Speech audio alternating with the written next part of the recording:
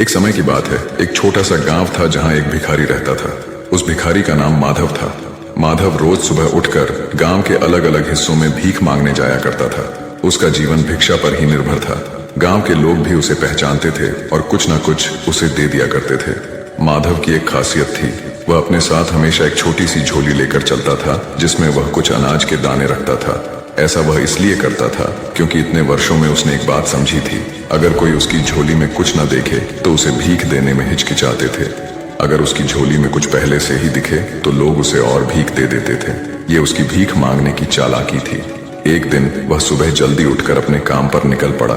आज वह कुछ अजीब सा महसूस कर रहा था, जैसे आज का दिन कुछ खास होगा। जैसे ही वह गांव की मुख्य सड़क पर पहुंचा, उसने देखा कि सामने से एक शानदार रथ आ रहा है। रथ की चमक और उसकी सुंदरता देखकर माधव को समझ में आ गया कि यह राजा का रथ है। माधव ने सोचा, वाह, आज तो किस्मत खुल गई। अगर राजा की नजर मुझ पर पड़ गई और उसने कुछ दे दिया तो मेरी जिंदगी ही बदल जाएगी। वह जल्दी से सड़क के किनारे खड़ा हो गया और राजा के रथ के पास से गुजरने का इंतजार करने लगा। जैसे ही रथ उसके पास पहुंचा, कुछ अजीब हुआ। रथ उसके पास आकर रुक गया। माधव हैरान रह गया। उसकी आंखें चौड़ी हो गईं जब उसने देखा कि राजा खुद रथ से उतरा और उसकी ओर बढ़ने लगा। अब उसकी कल्पनाएं और तेज हो गईं। उसने सोचा, अरे, आज तो मैं राजा से कुछ मांगने जा रहा हूँ। शायद वह मुझे ढेर सारा सोना, चांदी या कोई बड़ी चीज दे देगा। लेकिन तभी एक और चमत्कार हुआ। राजा ने अपनी झोली उठाई और उसे माधव के सामने फैला दी। माधव की आंखें फटी की फटी रह गईं। उसने सोचा, यह क्या? राजा मुझसे भीख मांग रहा है। राजा ने विनम्रता से कहा, भाई, मुझ पर दया करो और मुझे कुछ भिक्षा दे दो। माधव को विश्वास नहीं हो रहा था।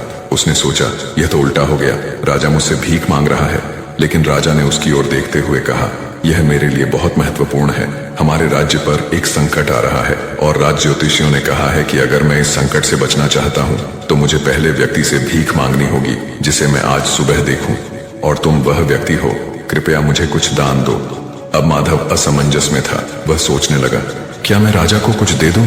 लेकिन मैं खुद तो एक भिखारी हूँ। मेरे पास तो खुद ही कुछ खास नहीं है। अगर मैंने राजा को कुछ दे दिया तो मेरे पास बचेगा क्या?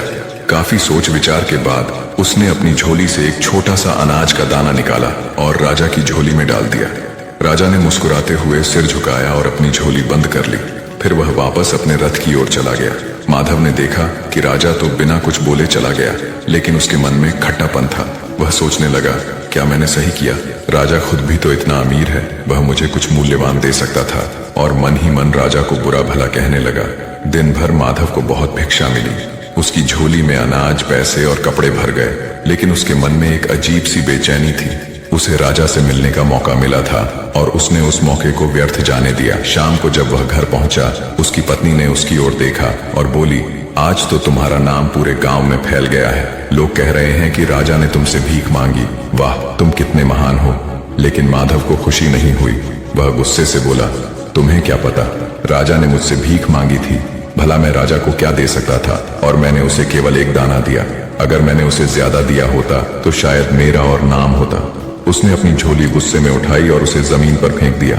सारी चीजें जमीन पर बिखर गईं। जैसे ही अनाज जमीन पर गिरा, माधव की नजर एक चमकते हुए दाने पर पड़ी। यह वही दाना था जो उसने राजा को दिया था और अब वह सोने का बन चुका था। माधव यह देखकर हक्का बक्का रह गया। वह सोचने लगा, अगर मैंने राजा को सिर्फ एक दाना देकर सोने का दाना पाया है, तो अगर मैंने उसे ज्यादा दिया होता तो मेरा पूरा जीवन बदल सकता था। वह जमीन पर बैठ गया और रोने लगा। वह समझ चुका था कि उसने अपनी लालच के कारण एक बड़ा मौका खो दिया। यह कहानी एक बहुत महत्वपूर्ण सीख देती है। हमें अवसरों को पहचान कर बिना स्वार्थ के दान देना चाहिए। माधव की गलती यह थी कि उसने लालच और डर के कारण अपने पास मौजूद चीजों को बांटने से परहेज किया। अगर वह दिल खोलकर राजा